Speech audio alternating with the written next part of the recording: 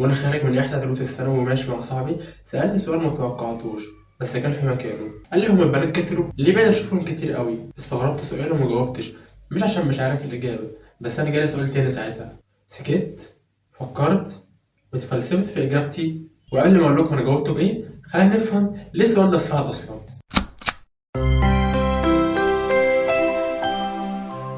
السلام عليكم، صباحكم مساكم فرحة. في خمسة كلام تعالى نفهم ليه انت كولد ممكن تشد البنت، وليه صاحبي خد باله منهم في الوقت ده بالذات. هما البنات ظهروا من العدم؟ لا، هم اصلا موجودين حوالينا في كل حتة. اختي، قريبتي، زميلتي في الدراسة، جارتي، او بنتمشى في نفس الشارع. طب تمام، ليه صاحبي سألني السؤال ده؟ ربنا سبحانه وتعالى خلق غريزة فطرية في الذكر والأنثى عشان كل واحد منهم يميل للتاني، ودي الفطرة السليمة. واخدين بالكم يا شوية ملونين؟ طب فاكرين في الأول أنا قلت لكم إن إحنا كنا في فترة الثانوي، يعني من 15 ل 18 سنة، ودي فترة المراهقة المتوسطة أو بداية الانتقال للشباب. تعالوا نفهم مراحل المراهقة بسرعة كده اهو. بداية من 11 ل 14 سنة، ودي فترة المراهقة الأولى، تبدأ عندها تغيرات بيولوجية. بتيجي بعدها مرحلة المراهقة الوسطى اللي هي من سن 14 ل 17 سنة، والفترة دي بتكتمل التغيرات البيولوجية. وبتيجي بعدها على طول مرحلة المراهقة المتأخرة اللي هي من سن 18 لحد 25 سنة. في الفترة دي المفروض الشخص يتحول فعلي إنسان راشد في المنظر والتصرف. زيادة على كده، في فترة المراهقة بتظهر معالم الشخصية الخاصة اللي بتكون مرتبطة بتغيرات جسدية، نفسية، عاطفية، واجتماعية، وعقلية، ومعرفية.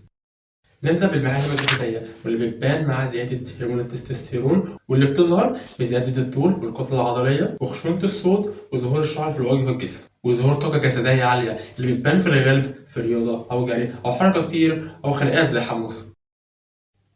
تاني حاجة وهي المعالم النفسية والعاطفية، اللي السبب الولد بيبدأ يبحث عن الاستقلال، عايز ياخد قرارات بنفسه وعايز يثبت ذاته. الفترة دي بالذات تبقى بداية وعيه بالهوية، هو مين، ايه دوره، ايه قيمته. بتكون عنده بعدها حساسية للنقد خصوصا من الأهل، وده اللي بيسبب تمرد الأولاد. وبتحصل كمان تقلبات مزاجية بين ثقة عالية بالنفس أو إحباط سريع، وبيبدأ ساعتها اهتمامه بالعلاقات العاطفية وبينجذب للجنس الآخر. تالت حاجة وهي المعالم الاجتماعية، الصحاب بيكونوا هم المرجع الأول ليه، وفي الغالب بيكونوا أهم من الأهل عنده. وبتتكون عند الولاد حب التجربة والمغامرة، ممكن توصلوا للمخاطرة زي إنه يجرب سيجارة أو يتفرج على مقطع إباحي أو يزن كتير إنه عايز يسافر أو يبات بره البيت. وبيبدأ يكرر الجملة المعتادة، ما كل أصحابي بيعملوا كده. ويهتم كمان إنه ينضم لفرق رياضية أو فنية أو اجتماعية، وده بيساعده إنه يثبت نفسه أكتر وإنه يخرج من دايرة ماما وبابا، زي إنه يخش شلة جديدة، صاحب ناس روشة، يحلق حلقات غريبة، ويلبس لبس غريب عشان يشوف نظرة الاختلاف في عيون اللي حواليه، أو إن الصحبة بتاعته تشوفه حلو. بيبدأ بعدها يفكر في المستقبل، أنا هخش كليتي، أنا دماغي علم ولا أدبي، مش كنت أخش صنايعي أسهل؟ طب هشتغل فين؟ هشتغل في شركة ولا أفتح مشروع؟ طب أنا كان نفسي أطلع إيه وأنا صغير؟ أشوف أحلام من أرض الواقع ولا تتبخر؟ أربعة، وهي المعالم المعرفية والعقلية، التفكير المنطقي والتجريد عندهم بيتطور، ويبدأ يفكر كتير هيحصل ايه لو عملنا كده. تبدأ بعدها زيادة القدرة على التحليل والنقد، وأوقات كتير بيميل للجدل عشان بس يثبت إنه صح وعنده وجهة نظر لازم تتسمع.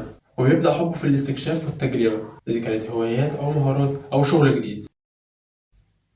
تمام، احنا ممكن نرجع دلوقتي لحكايتي انا وصاحبي. ببساطه شديده، صاحبي جدا في البدايه ما كانش مهتم بيهم لانهم كانوا حاجه عاديه بالنسبه له، وحواليه في كل حته، وفجاه خد باله منهم. يعني يا حماس، الحاجه اللي انت ما كنتش واخد بالك منها وخدت بالك منها فجاه بسبب محفز، وهو كان زياده هرمون التستوستيرون. وهرموناتك اللي بدات تتغير بقت غصب عنك البنات تلفت نظرك لحاجات ما كنتش واخد بالك منها، لان انت كنت صغير ما كانش عندك الدافع انك تبص او انك تفكر او انك تلاحظ ده، ودماغك تسوحك الحاجات تانية انت واخد بالك منها كويس. والفترة دي ما قلتلكش بتبقى تظهر حبوب الشباب كتير، واهلك بيعملوا عبط ساعتها.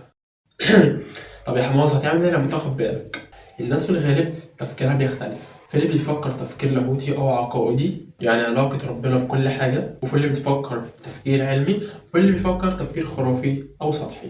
لو قلنا مثلا ان واحدة داخلة الفرح بفستان احمر والخرز مليء لحد الديل، متوسطة الطول، جسمها حلو والكعب عالي، وهي على باب القاعة، حماصة داس على فستانها بالغلط. دلوقتي أخمن هي هتقول إيه؟ هي لو بتفكر تفكير ديني أو عقائدي هتقول إيه؟ الحمد لله، قضاء وقدر. ولو بتفكر تفكير علمي هتقول أنا لابسة كعب عالي، الفستان دول طويل، سبك في حاجة وما اتزنتش وقعت. ولو بتفكر بسطحية أو بشكل خرافي هتقول الحرابيق دول ادوني عين وحسدوني. واعتمد على أسباب تانية ومحدش واخد باله منها أصلا. تمام، ممكن نيجي للسؤال اللي أنا سألته نفسي ساعتها. كنت بفكر هو فعلا خد باله زي ما أنا واخد بالي؟ لأن أنا ساعتها برضه كنت بفكر بنفس الشكل، لأننا في نفس الجيل بنفس التجارب بنفس كل حاجة سوا. ودلوقتي أنت كولد، سواء أيا كان سنك، لو شفت بنت في الشارع هتقول إيه؟ هتقول يا عم غض البصر؟ ولا هتقول بنات عادي كانوا هيكونوا عايشين حوالينا في كل حتة؟ ولا أنت زي حماسة بتحب حكاية العباية؟ المهم لأغلب الأشكال اللي عايشة حوالينا، وأنت واحد من الشخصيات دي. ولو أنت حد بيقول غير كده اكتب في الكومنتات. وبالنسبة لإجابتي ساعتها بقى فقلت له دي هرمونات عادي يا باشا. وبس كده خلصنا. في حاجات تهمك وتهمك في الحلقات الجاية، فما تنسوش السبسكرايب وتفعيل زر الجرس عشان توصلك كل أبحاث الباحث. ويا رب ما على طول مودكم لذيذ وأيامكم كلها لطف. كيف سمايلون وأشوفكم في بحث جديد.